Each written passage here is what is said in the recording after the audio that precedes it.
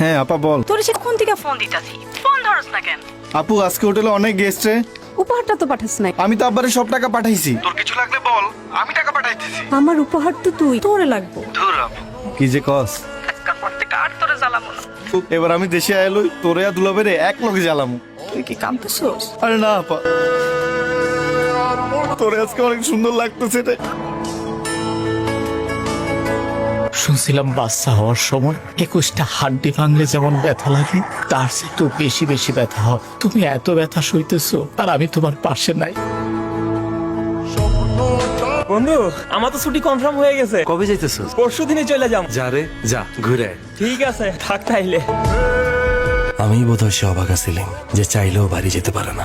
আম্মা, কাগজপত্র সব জমা দিয়ে দিছি। আকামাটা পাইলেই এবার চলে আসবো। তোর মায়া নাই রে, তোর মায়া নাই। করে ছাইরা তুই লাগে